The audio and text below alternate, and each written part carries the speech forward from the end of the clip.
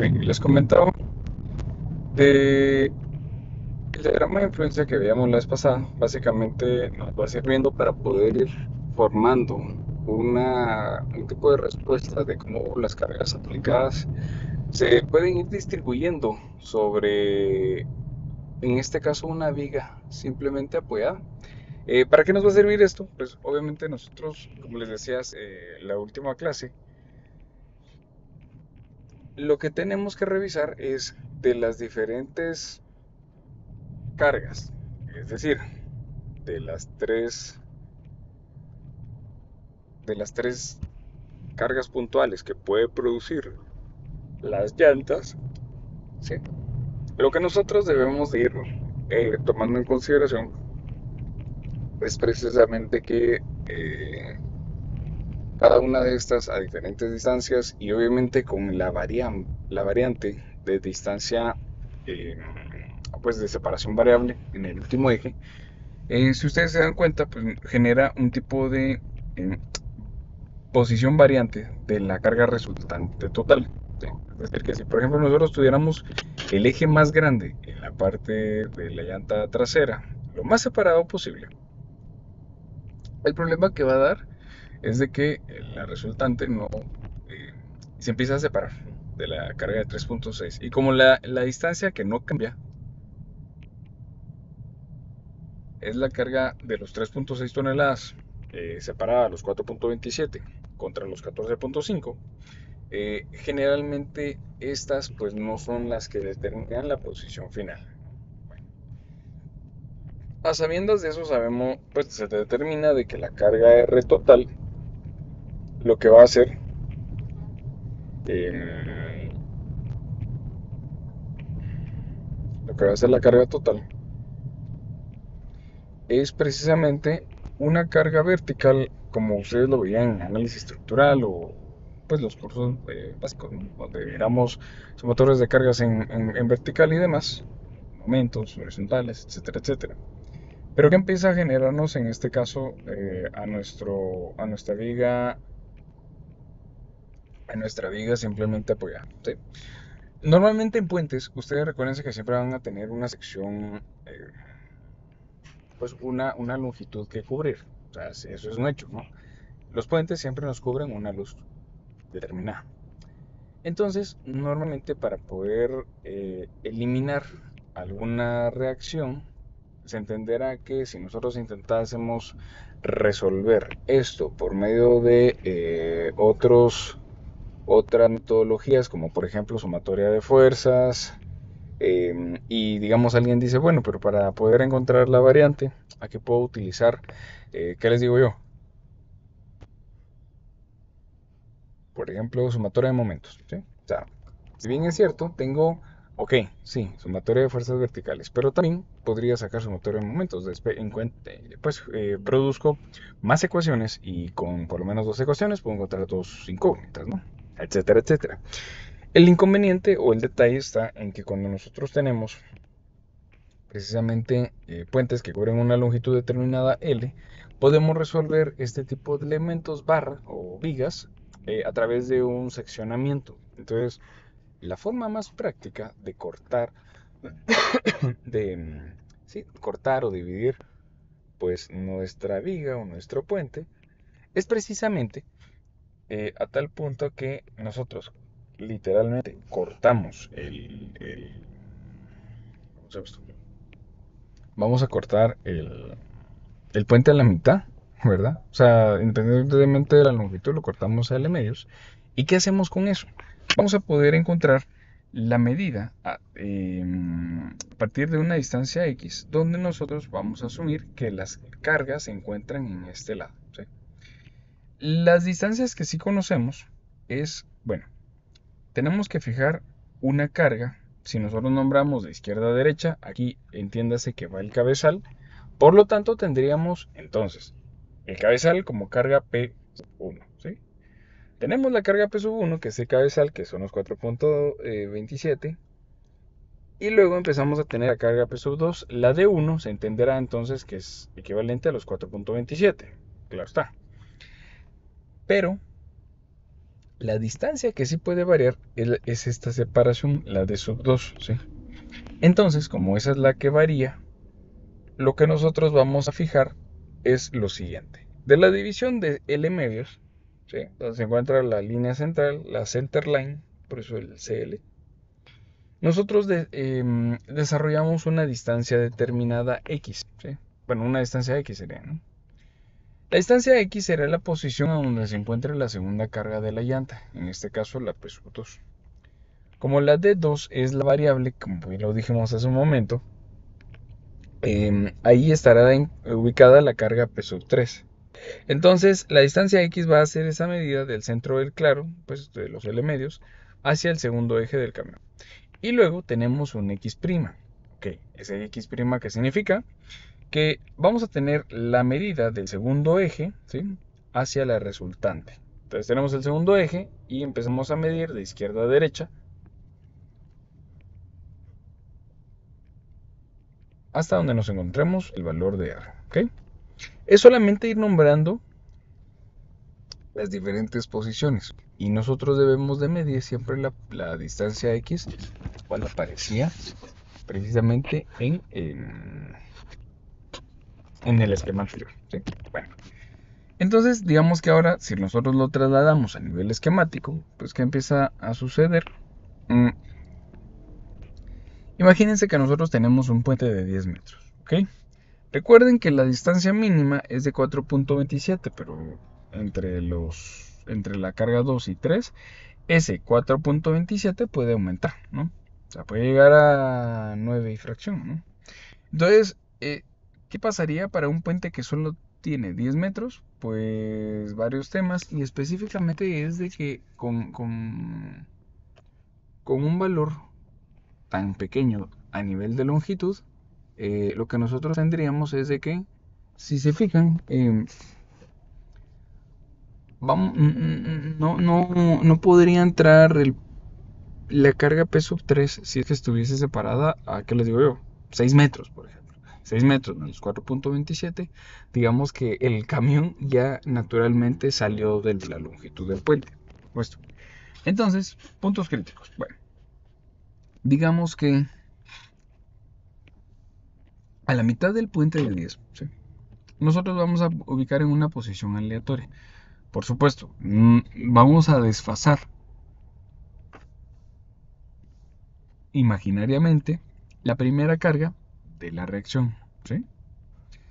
¿Por qué sucede que si no, al momento de hacer una sumatoria de fuerzas vertical, prácticamente se estarían casi anulando? No nos conviene eso, ¿sí? Porque si no se vuelve muy tediosa la forma de cálculo. Entonces, ¿cuál es la alternativa o la sugerencia que debemos de ir realizando? Ubicamos una posición crítica determinada. Bueno, ¿cuál va a ser ese? El parámetro que rige acá es de que nosotros al buscar dónde es de que va a caer el valor de R, tendremos entonces un, un valor lo más cercano a la center line, a la línea central de la resultante completita, sin obviamente, o bueno, asumiendo que estamos, como en este caso, levemente desfasados, de que la carga principal caiga exactamente arriba de la reacción, ¿sí? Digamos 1 centímetro, digamos 1 milímetro, pero tiene que estar ligeramente desfasada. Ahora les explico el porqué. Sucede que cuando nosotros dejamos la carga de la P1 justamente sobre el punto de apoyo y nosotros tratamos de encontrar, pues obviamente la posición crítica, ¿qué va a pasar? Simplemente esa combinación o ese efecto que se está asumiendo no va a tener incidencia entre los más críticos. Porque digamos que la resultante, si nosotros ponemos el 3.6 sobre el apoyo, la R deja de valer R. ¿Sí? La R valdría a lo mucho pues los 14.5 menos 14.5. Porque la reacción completa, a ver, ¿a qué me refiero? Si la R total es de 32.63, por supuesto que hablando de reacciones verticales, el primer apoyo va a dar 16. A ver, ¿cuánto dijimos? 32. ¿Qué? 32.63. Entonces vamos a corroborar acá. 32.63. 32.3, 16.32, no. Bueno. Entonces, estos 16.32 que va a tener esta primera carga y esta segunda, cuando ponemos o se ubica la PU sub 1 justamente alineada al nodo, lo que va a suceder es de que deja de formar parte de esos 72. Bueno, entonces yo creo que eso ya queda claro y pues obviamente no es de que no vaya a pasar, por supuesto sí va a pasar, pero no va a formar parte del grupo, digamos, de combinaciones críticas que nosotros esperamos para poder determinar qué comportamiento tienen entonces las vigas. Muy bien. Y esto, pues obviamente, dados aquí los esquemas, nos ubica generalmente la reacción R completa, la de los 32.63, casi cercana al centro. Casi. Esto siempre varía. Pues, cuando nosotros debemos de calcular la reacción en los apoyos, tenemos que hacer lo siguiente.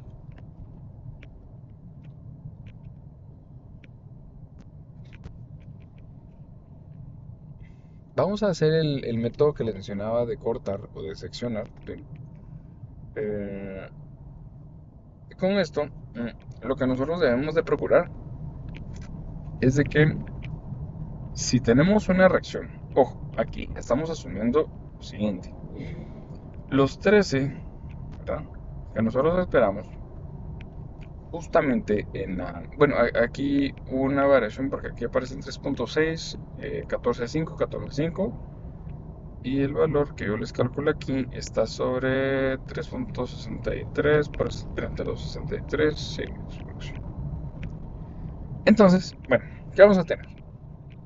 Primero tenemos que hacer un corte en la viga antes de llegar a la segunda variante. Pero como estamos resolviendo esta viga, digamos, por el método de secciones, o lo estamos cortando, eh, a nivel de esfuerzo interno,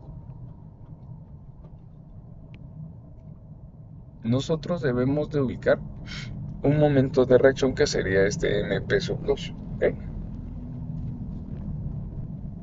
Entonces acá lo que nosotros vamos a tener es de que efectivamente vamos a contar con pues, la reacción que trataría de oponerse a lo que aquí está sucediendo. ¿Sí? Ustedes se recordarán del método de barras o método de cortes o el método de secciones. Depende mucho qué literatura se las hayan enseñado, pero trataba pues de que de una viga o de un elemento pues uno tiene que cortarlo. Uno corta y por ende ya se queda uno revisando pues como las fuerzas externas tratan de oponerse a las internas en cualquier punto donde ustedes deseen hacer el cálculo, ¿verdad? Pero hace referencia justamente a eso. Bueno, entonces luego de esto la MP sub 2 va a estar justo debajo de la carga puntual, siendo la más crítica ya al momento de que volvamos a hacer la otra sección o la otra porción de la reacción. El momento MP sub 2 trataría de encontrarse, como bien lo indica acá, ligeramente antes de que se acaben los 4.29 metros, donde por alguna razón se decidió hacer el corte. ¿Sí? Eso es un hecho. Okay.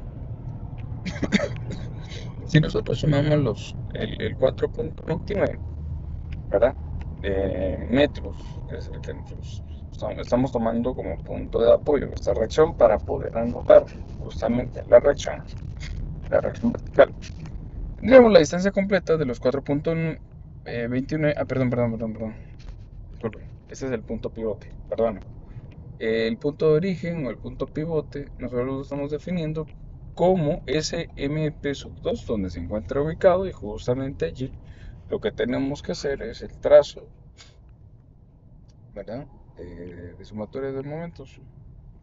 Como ustedes bien observan, si este es mi punto de origen, tendría con la regla de la mano derecha un sentido positivo. En cambio, este, esta reacción, la R sub 1, en este caso por su notoriedad de fuerzas verticales, ya se determinó por 13.99. Es básicamente la R mayúscula dividido 2. Este 13.99 lo que va a hacer es que va a estar tratando de producir un momento negativo.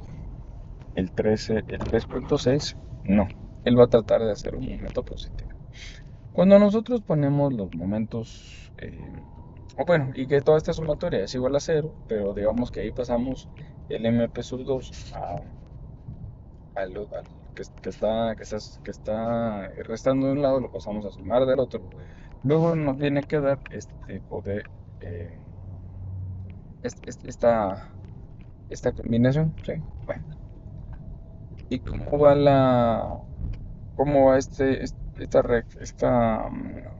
esta solución matemática?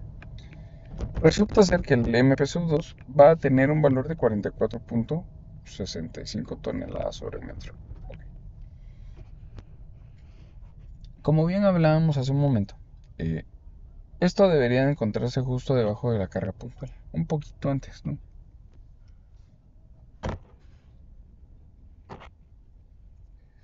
Ahora, esta es la carga que nosotros vimos hace un ratito sobre la carga puntual, que se refiere a un camión como tal HL93. Pero, digamos que la ASHTO lo que contempla es de que también cualquier camión puede llevar, por ejemplo, un remolque. Esto sería uno de los escenarios más críticos. Sí, alguien me puede decir, pero si pasa el camión jalando un remolque, por la longitud en este caso del puente de 10, puede ser que no sea lo más crítico. Entonces lo que se asume es de que el tándem solito debería de causar también un efecto sobre el puente, pero hay que revisarlo. Es a lo que voy. Entonces, ¿qué hacemos nosotros? Pues prácticamente tenemos que realizar un pequeño, eh, un pequeño cálculo sobre la distancia del tándem, donde el tándem o el remolque, por más pequeño que sea, se estima que va a ser de 1,20 m según la separación entre sus llantas, según la AASHTO. Ahora bien, esto tiene una consecuencia directa al tipo de cargas porque, pues, obviamente, mientras más pequeñito sea la distancia entre los ejes, quiere decir que está muy cerca de volverse una carga puntual. Casi por ahí va el concepto. Porque es todo lo contrario cuando tenemos una carga muy, muy, muy distribuida. Bueno, ahí vamos bien. Pero, si nosotros asumimos que la carga tándem de diseño está tan juntita y las cargas son de 11.34 por llanta, lo que podemos tener como escenario crítico se vuelve entonces este esquema.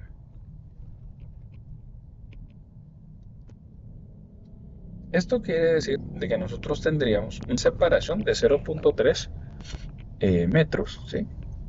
Respecto a L medios. ¿Ok?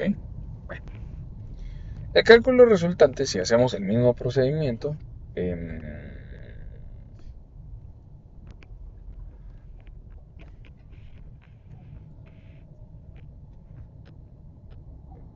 un segundo, por favor, disculpen ustedes.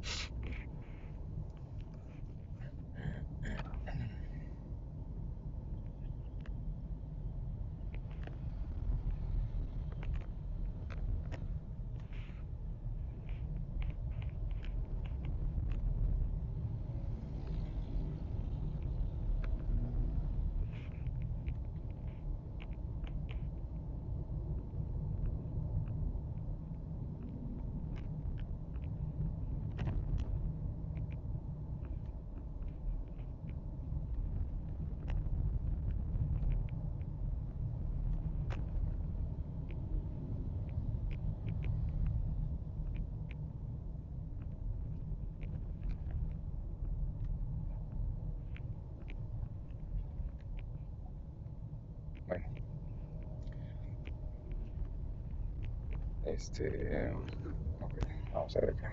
Estamos todos jóvenes. Ay, Dios santo.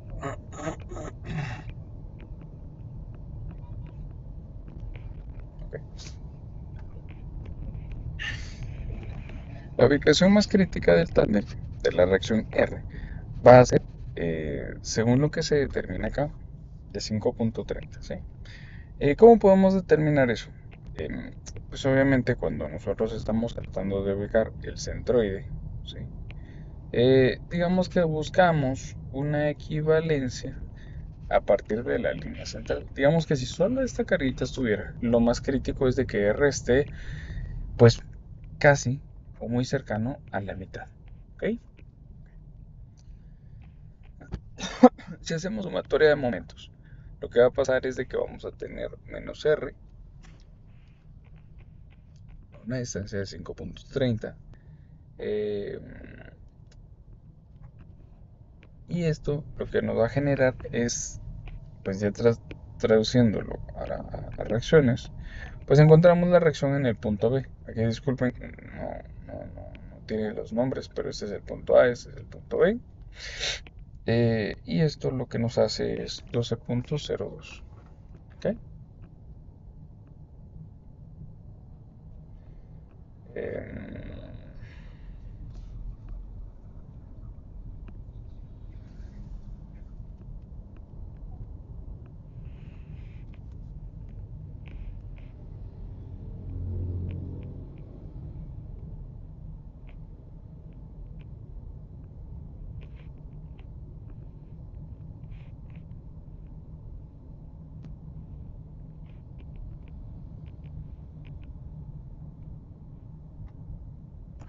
pues. Entonces acá lo que nosotros tenemos es de que luego de hacer el despeje de las cargas, podemos determinar de que, por supuesto, la sumatoria de fuerzas en Y, al final aquí ya lo que nos da es de que el valor de R debería, pues, o sea, vamos que este es en sentido positivo, tenemos las reacciones en sentido contrario. La reacción en el punto A va a ser igual a R menos RB, ¿ok? Y como si conocemos el valor de R, debido a que es dos veces la carga de un segundo, 34 toneladas, nos resulta ser de 10.66. Se nota que a pesar de que, digamos, se superan las 10 toneladas, las reacciones, cuanto más, pero nunca se logra distribuir de manera exactamente equitativa, ¿sí? Para que se pueda ir tomando en cuenta. Si nosotros nuevamente aplicamos el método de las secciones, lo que vamos a hacer es que podamos encontrar el momento en el punto 1, a partir de que ya conocemos que la reacción en el punto A equivale a los 10.66. Esto quiere decir que el momento P1 equivale a los 4.7 por los 10.66, generando entonces 50 toneladas por metro. Y aquí, ¿qué es lo que nosotros vamos a ir viendo? Pues obviamente que generemos ya las líneas de influencia, o sea, digamos que conforme va pasando el vehículo, el tipo de momentos, pues va cambiando, ¿sí? Digamos que cuando el camión está por entrar a un puente y solo lleva una llantita dentro, lo que va a pasar es de que no tiene forma en la cual pues esto vaya a llegar a ser crítico. Luego entra la segunda llanta, todavía no está lo más crítico, y hasta que entra la tercera llanta, ahí empieza a puntear alto. Entonces, ¿qué sucede? Que conforme va a su paso, va marcando puntos tope, así como estos, y esto lo que hace es ir, pues obviamente, causando los escenarios más críticos de los diagramas de momentos, hasta llegar a cierto punto, ¿sí? Y si se dan cuenta, sí, por supuesto, era de esperarse, a L medio, bueno, digamos más o menos a L medio se produce el mayor tipo de esfuerzos. De hecho, precisamente porque aquí se produce justamente este tipo de valores, lo que va a pasar, lo que va a pasar es de que vean ustedes aquí donde está el cursor. Esta es una línea de influencia para un puente de 10 metros. Y aquí lo que nosotros tenemos es precisamente el punto más crítico. Y ahí normalmente ya hablando del proceso constructivo es donde nuestro puente se lleva circunstancias de armado y demás. ¿Ya? Aquí nosotros podemos ver algunas reacciones que fueron producidas con el programa de Civil 3D. Civil Midas, perdón. Puntos importantes que hay que encontrar en las líneas de influencia, o si quieren verlo como un resumen o una palabra clave. Una línea de influencia es básicamente la envolvente de los momentos o de las reacciones que tiene entonces el tráfico vehicular sobre el puente. ¿Sí? Entonces esto va causando pues algunos puntos que es importante los encontrar. ¿Ok? ¿Alguna pregunta, jóvenes? Y hasta aquí llegaremos.